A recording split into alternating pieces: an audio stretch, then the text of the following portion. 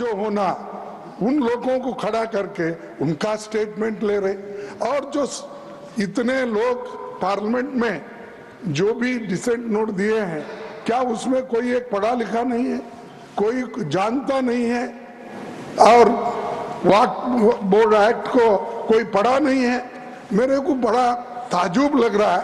अरे आपको अगर कुछ करना भी है तो आप डिसेंट नोट के व्यूज को प्रिंट करके या अपने रिपोर्ट में डाल के बोलना चाहिए, उसके बजाय उसको डिलीट करके अगर कोई रिपोर्ट होती है मैं उसको कंडेम करता हूं। और ऐसे फर्जी रिपोर्ट को हम कभी नहीं मानेंगे, सदन कभी नहीं मानेगा। और जब प्रोसीजर फॉलो नहीं होती, वो पार्ट ऑफ इस हाउस का विभाग नहीं बन सकता। तो इसीलिए मैं आपसे विनती कर रहा हूं कि उनको डायरेक्शन दीजिए, जो भी रिपोर्ट आई है वो अगर वो रिपोर्ट में डिसेंट व्यूज नहीं है तो उसको वापस भेजिए, निकाल दीजिए, और उसके बाद में फिर एक बार, दो बार और एक बार आप पुनर्विचार करके उस सभी डिसेंट व्यूज को डाल के आप पेश कीजिए, फिर आगे क्या होता हम देख लेंगे। दूसरी बात सर, देखो, दूसरी बात सर, आप मालूम है जब मेंबर्स एजिटेट क्यों होते हैं, ये सिर्फ उनका घर का सवाल नहीं। मैं अरे तो बहुत कोर्ट को बहुत करते, बैठो को बहुत कोर्ट वाले हैं। देखिए सर, मैं ये किसी इंडिविजुअल का सवाल नहीं, वो मेंबर्स जो आके एजिटेट कर रहे हैं तो कई अपने लिए नहीं, पूरे समाज के लिए जिनके ऊपर अन्याय हो रहा है, उस अन्याय के खिलाफ वो प्रोजेक्ट कर रहे हैं।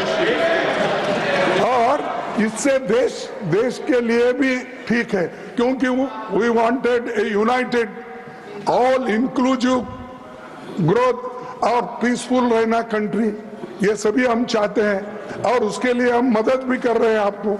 लेकिन आप ये संविधान के विरुद्ध अगर ऐसी चीजें करती है तो ऐसा ही गड़बड़ होता है, फिर इसको लोग प्रोटेस्ट करेंगे।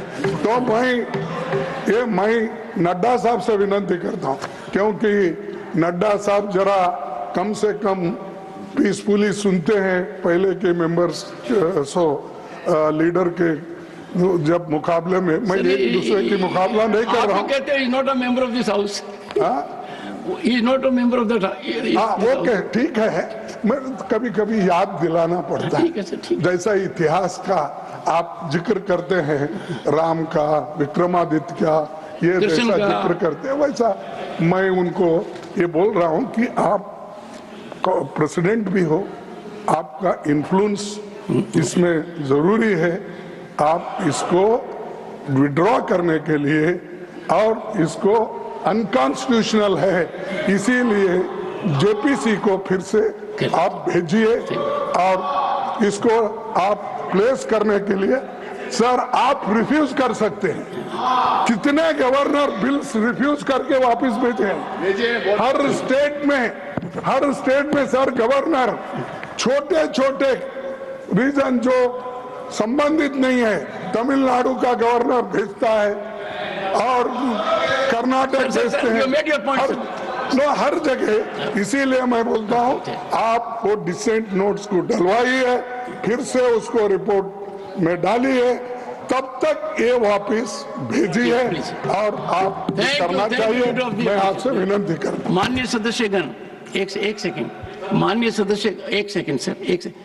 मैं आभारी हूं सदन का कि उन्होंने प्रतिपक्ष के नेता को सुना, क्योंकि यह सदन अनंतवाद का एक बहुत बड़ा सभागार है, और जब कोई विचार व्यक्त करता है तो विचार सुने जाते हैं।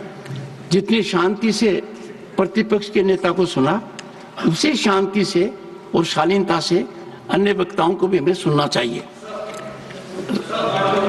अपने आज सदन में संबंधित मंत्री भी हैं, एक बार इनका सुन। अगेन